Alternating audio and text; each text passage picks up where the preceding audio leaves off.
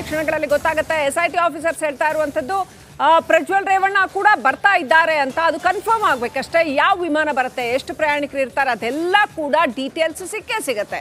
Passport ಸಮೇತ boarding ಆಗೋ ಮಾಹಿತಿ ಎಲ್ಲ ಏನಿದೆ ಆ ಎಲ್ಲ ಮಾಹಿತಿ ಸಿಗತ್ತೆ. ಬೋರ್ಡಿಂಗ್ ಆಗೋ ಪ್ರಯಾಣಿಕರ ಬಗ್ಗೆ ಎಲ್ಲ ಮಾಹಿತಿಯನ್ನ ಅಲ್ಲಿ ಇಮಿಗ್ರೇಷನ್ ಆಫೀಸರ್ಸ್ ರವಾನೆ ಮಾಡ್ತಾರೆ ಇಲ್ಲಿ ಪೊಲೀಸರಿಗೆ.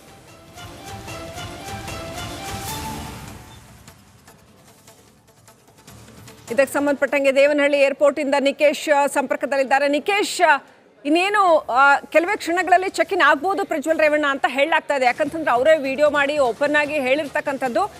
ಒಂದು ರೀತಿಯಲ್ಲಿ ಬಂದಿಲ್ಲ ಅಂತಂದರೆ ಒಂದೋ ಇನ್ನಷ್ಟು ಭಯ ಇರಬಹುದು, ಅಥವಾ ಅವರಿಗೆ ಮುಖಭಂಗ ಆಗುವಂಥ ಭಯ ಇರ್ಬೋದು, ಹಾಗಾಗಿ ಬಂದಿಲ್ಲ ಅಂತ ಹೇಳ್ಬೋದು. ಆದರೆ ಬರೋ ಚಾನ್ಸ್ ಜಾಸ್ತಿ ಇದೆ ಅಂತ ಹೇಳಲಾಗ್ತಾ ಇದೆ SIT ಆಫೀಸರ್ಸ್ ಹೇಳೋ ಪ್ರಕಾರ. ಸೊ ಏರ್ಪೋರ್ಟಲ್ಲಿ ಏನೆಲ್ಲ ನಿಮಗೆ ಅಪ್ಡೇಟ್ ಸಿಗ್ತಾ ಇದೆ ಅಲ್ಲಿ? ಖಂಡಿತ ಶ್ರೀಲಕ್ಷ್ಮಿ ರಾಜ್ಕುಮಾರ್, SIT ಆಫೀಸರ್ ಪ್ರಕಾರ ಬರ್ತಾರೆ ಎನ್ನುವಂಥದ್ದು ಕೂಡ ಮಾಹಿತಿ ಸಿಗ್ತಾ ಇರುವಂಥದ್ದು. ಕಾರಣ ಇಷ್ಟೇ, ಮೊನ್ನೆ ನಾನು 31ನೇ ತಾರೀಕಿಗೆ ಬರ್ತೀನಿ ಅಂತ ಪ್ರಜ್ವಲ್ ರೇವಣ್ಣ ಒಂದು ವಿಡಿಯೋ ಸಾಕ್ಷಿಯನ್ನು ಬಿಟ್ಟಿದ್ದಾರೆ. ಆ ವಿಡಿಯೋ IP ಅಡ್ರೆಸ್ ಟ್ರ್ಯಾಕ್ ಮಾಡಿದಾಗ SIT ಅಧಿಕಾರಿಗಳಿಗೆ ಸಿಕ್ಕಿರುವಂಥದ್ದು. ಹಂಗೇರಿಯ ಬುಡಾಪೆಸ್ಟ್ ನಗರದಿಂದ ಈತ ವಿಡಿಯೋ ಮಾಡಿ ಬಿಟ್ಟಿದ್ದಾನೆ ಎನ್ನುವಂಥದ್ದು ಕೂಡ SIT ಅಧಿಕಾರಿಗಳಿಗೆ ಸಿಕ್ತು. ಇದ್ರ ಜೊತೆಗೆ ಕೇಂದ್ರ ಸರ್ಕಾರದ ಮೊರೆಯನ್ನು ಹೋಗಿ ಕೇಂದ್ರ ಸೆಕ್ಯೂರಿಟಿ ಆಫೀಸರ್ ಮೊರೆಯನ್ನ SIT ಅಧಿಕಾರಿಗಳು ಅಲ್ಲಿಗೆ ಹೋಗಿ ಇಂಟರ್ಪೋಲ್ ಅವರ ಹತ್ರ ಮಾಹಿತಿಯನ್ನು ತೆಗೆದುಕೊಂಡು ಆತನ ಚಲನವಲನವನ್ನು ಪ್ರತಿಯೊಂದನ್ನು ಕೂಡ ಅಬ್ಸರ್ವ್ ಮಾಡ್ತಾ ಇರುವಂಥ SIT ಅಧಿಕಾರಿಗಳು ಇವತ್ತು ಈ ದೇವನಹಳ್ಳಿ ಏರ್ಪೋರ್ಟಿಗೆ ಬರ್ತಾರೆ. ಕೆಂಪೇಗೌಡ ಏರ್ಪೋರ್ಟಿಗೆ 12:30ಕ್ಕೆ ರೀಚ್ ಆಗ್ತಾರಂತ ಎಲ್ಲ ಮಾಹಿತಿಗಳನ್ನು ಪಡ್ಕೊಂಡು SIT ಅಧಿಕಾರಿಗಳು ಈಗಾಗಲೇ ದೇವನಹಳ್ಳಿಯ ಕೆಂಪೇಗೌಡ ಏರ್ಪೋರ್ಟ್ನಲ್ಲಿ ಎಲ್ಲ ಸಿದ್ಧತೆಗಳನ್ನು ಮಾಡ್ಕೊಂಡಿದ್ದಾರೆ. ಆತ ಬಂದಂಥ ಸಂದರ್ಭದಲ್ಲಿ ಇಮಿಡಿಯೇಟ್ ಆಗಿ ಅರೆಸ್ಟ್ ಮಾಡ್ತಾರೆ. ಆತನ ಮೇಲೆ ಈಗಾಗಲೇ ಬ್ಲೂ ಕಾರ್ನರ್ ನೋಟಿಸ್ ಇದೆ, ಜೊತೆಗೆ ಲುಕೌಟ್ ನೋಟಿಸ್ ಕೂಡ ಜಾರಿ ಆಗಿರುವಂಥ ಹಿನ್ನೆಲೆಯಲ್ಲಿ ಕಾನೂನು ಪ್ರಕಾರ ಆತನಿಗೆ ಏನು ಮಾಡಬೇಕು ಅದೆಲ್ಲವನ್ನು ಕೂಡ SIT ಅಧಿಕಾರಿಗಳು ಮಾಡ್ಕೊಂಡಿದ್ದಾರೆ. ಅದ್ರ ಜೊತೆಗೆ ಆತನನ್ನು ಬಂಧಿಸುವಂಥ ಸಂದರ್ಭದಲ್ಲಿ ಇಲ್ಲಿ ಯಾವುದೇ ರೀತಿಯಾದಂಥ ಅಹಿತಕರ ಘಟನೆ ನಡಿಬಾರ್ದು, ಅವರ ಬೆಂಬಲಿಗರು ಯಾರು ಬಂದರೆ ಏನಾದರೂ ಕಿರಿಕ್ ಮಾಡ್ತಾರೆ ಅಥವಾ ಅವ್ರ ಲಾಯರ್ಸ್ಗಳು ಬರ್ತಾರೆ, ಈ ನಿಟ್ಟಿನಲ್ಲೂ ಕೂಡ ಒಂದಿಷ್ಟು ಕಠಿಣ ಕ್ರಮಗಳನ್ನು ತೆಗೆದುಕೊಳ್ಳುವಂಥ ನಿಟ್ಟಿನಲ್ಲಿ SIT ಆಫೀಸರ್ಗಳು ಕೂಡ ಹಾಗೆ ಸ್ಥಳೀಯ ಪೊಲೀಸರ ಸಹಾಯವನ್ನು ಕೂಡ SIT ಅಧಿಕಾರಿಗಳು ಪಡೆದುಕೊಂಡಿದ್ದಾರೆ.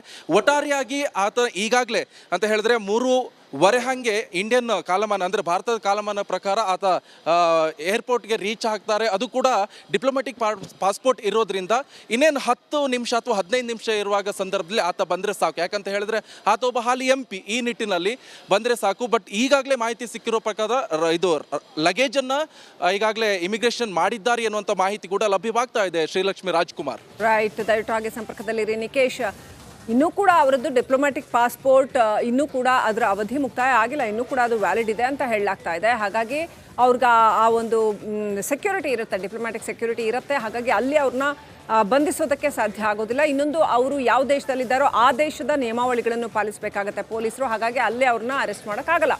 ಸೊ ಅವರೀಗ ಬಂದು ಚೆಕ್ ಇನ್ ಆಗಿ ವಿಮಾನದಲ್ಲಿ ಬಂದು ಬೆಂಗಳೂರಲ್ಲಿ ಬಂದು ಲ್ಯಾಂಡ್ ಆದ ತಕ್ಷಣ ಮಾತ್ರ ಅವರನ್ನು SIT ಪೊಲೀಸರು ವಶಕ್ಕೆ ಪಡೆದುಕೊಳ್ಳೋದು ಸಾಧ್ಯ ಆಗುತ್ತೆ. ಕೆಲವೇ ಕ್ಷಣಗಳಲ್ಲಿ ಗೊತ್ತಾಗುತ್ತೆ. SIT ಆಫೀಸರ್ಸ್ ಹೇಳ್ತಾ ಇರುವಂಥದ್ದು ಪ್ರಜ್ವಲ್ ರೇವಣ್ಣ ಕೂಡ ಬರ್ತಾ ಇದ್ದಾರೆ ಅಂತ. ಅದು ಕನ್ಫರ್ಮ್ ಆಗ್ಬೇಕಷ್ಟೇ. ಯಾವ ವಿಮಾನ ಬರುತ್ತೆ, ಎಷ್ಟು ಪ್ರಯಾಣಿಕರು ಇರ್ತಾರೆ, ಅದೆಲ್ಲ ಕೂಡ ಡೀಟೇಲ್ಸ್ ಸಿಗುತ್ತೆ. ಪಾಸ್ಪೋರ್ಟ್ ಸಮೇತ ಬೋರ್ಡಿಂಗ್ ಆಗೋ ಮಾಹಿತಿ ಎಲ್ಲ ಏನಿದೆ ಆ ಎಲ್ಲ ಮಾಹಿತಿ ಸಿಗತ್ತೆ. ಬೋರ್ಡಿಂಗ್ ಆಗೋ ಪ್ರಯಾಣಿಕರ ಬಗ್ಗೆ ಎಲ್ಲ ಮಾಹಿತಿಯನ್ನ ಅಲ್ಲಿ ನಡಿ ಈಗ ಶುರು ಮಾಡೋಣ. ಕೇಸರಿಯಿಂದ ಮನೋಲ್ಲಾಸ ಮನಸ್ಸು ಮತ್ತೇರಿ ಕುಣಿದಾಡಿದೆ ನೋಡು, ಮನಸ್ಸು ಮತ್ತೇರಿ ಕುಣಿದಾಡಿದೆ ನೋಡು. ಕ್ಷಣ ಕ್ಷಣವೂ ಆಚರಿಸಿ ಕೇಸರಿ ಹಬ್ಬ. ವಿಮಲ್, ಬಾಯಲ್ಲಿ ಹೇಳಿ ಕೇಸರಿ. ಆಫೀಸರ್ಸ್ ರವಾನೆ ಮಾಡ್ತಾರೆ ಇಲ್ಲಿ ಪೊಲೀಸರಿಗೆ.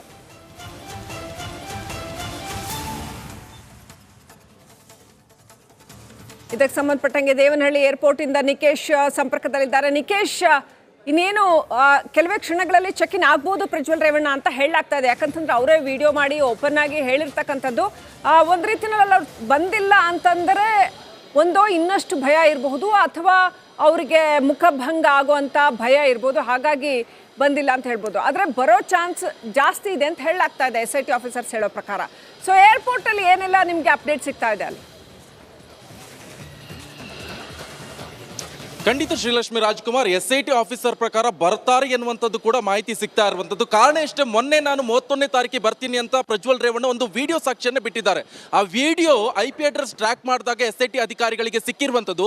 ಹಂಗೇರಿಯ ಬುಡಾಪೆಸ್ಟ್ ನಗರದಿಂದ ಈತ ವಿಡಿಯೋ ಮಾಡಿ ಬಿಟ್ಟಿದ್ದಾನೆ ಎನ್ನುವಂಥದ್ದು ಕೂಡ SIT ಅಧಿಕಾರಿಗಳಿಗೆ ಸಿಕ್ತು. ಇದ್ರ ಜೊತೆಗೆ ಕೇಂದ್ರ ಸರ್ಕಾರದ ಮೊರೆಯನ್ನು ಹೋಗಿ ಕೇಂದ್ರ ಸೆಕ್ಯೂರಿಟಿ ಆಫೀಸರ್ ಮೊರೆಯನ್ನ SIT ಅಧಿಕಾರಿಗಳು ಅಲ್ಲಿಗೆ ಹೋಗಿ ಇಂಟರ್ಪೋಲ್ ಅವರ ಹತ್ರ ಮಾಹಿತಿಯನ್ನು ತೆಗೆದುಕೊಂಡು ಆತನ ಚಲನವಲನವನ್ನು ಪ್ರತಿಯೊಂದನ್ನು ಕೂಡ ಅಬ್ಸರ್ವ್ ಮಾಡ್ತಾ ಇರುವಂಥ SIT ಅಧಿಕಾರಿಗಳು ಇವತ್ತು ಈ ದೇವನಹಳ್ಳಿ ಏರ್ಪೋರ್ಟಿಗೆ ಬರ್ತಾರೆ. ಕೆಂಪೇಗೌಡ ಏರ್ಪೋರ್ಟಿಗೆ 12:30ಕ್ಕೆ ರೀಚ್ ಆಗ್ತಾರಂತ ಎಲ್ಲ ಮಾಹಿತಿಗಳನ್ನು ಪಡ್ಕೊಂಡು SIT ಅಧಿಕಾರಿಗಳು ಈಗಾಗಲೇ ದೇವನಹಳ್ಳಿಯ ಕೆಂಪೇಗೌಡ ಏರ್ಪೋರ್ಟ್ನಲ್ಲಿ ಎಲ್ಲ ಸಿದ್ಧತೆಗಳನ್ನು ಮಾಡ್ಕೊಂಡಿದ್ದಾರೆ.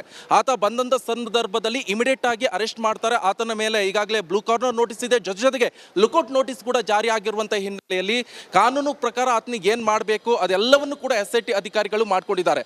ಅದ್ರ ಜೊತೆಗೆ ಆತನನ್ನು ಬಂಧಿಸುವಂಥ ಸಂದರ್ಭದಲ್ಲಿ ಇಲ್ಲಿ ಯಾವುದೇ ರೀತಿಯಾದಂಥ ಅಹಿತಕರ ಘಟನೆ ನಡಿಬಾರ್ದು, ಅವರ ಬೆಂಬಲಿಗರು ಯಾರು ಬಂದರೆ ಏನಾದರೂ ಕಿರಿಕ್ ಮಾಡ್ತಾರೆ ಅಥವಾ ಅವ್ರ ಲಾಯರ್ಸ್ಗಳು ಬರ್ತಾರೆ, ಈ ನಿಟ್ಟಿನಲ್ಲೂ ಕೂಡ ಒಂದಿಷ್ಟು ಕಠಿಣ ಕ್ರಮಗಳನ್ನು ತೆಗೆದುಕೊಳ್ಳುವಂಥ ನಿಟ್ಟಿನಲ್ಲಿ SIT ಆಫೀಸರ್ಗಳು ಕೂಡ ಹಾಗೆ ಸ್ಥಳೀಯ ಪೊಲೀಸರ ಸಹಾಯವನ್ನು ಕೂಡ SIT ಅಧಿಕಾರಿಗಳು ಪಡೆದುಕೊಂಡಿದ್ದಾರೆ.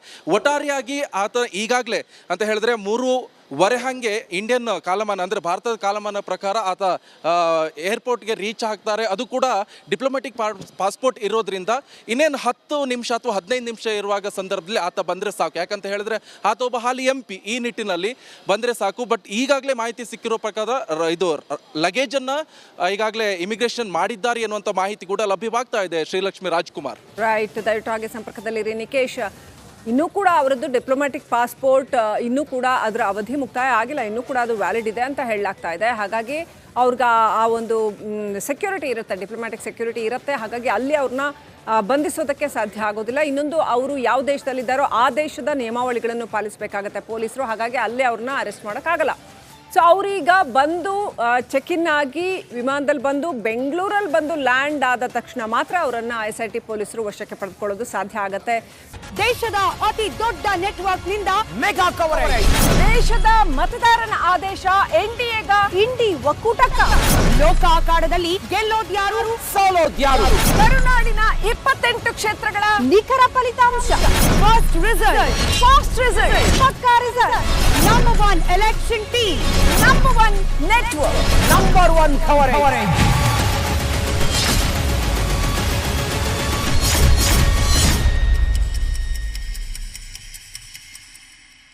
ದೇಶದ ಅತಿ ದೊಡ್ಡ ನೆಟ್ವರ್ಕ್ ನಿಂದ ಮೆಗಾ ಕವರೇಜ್.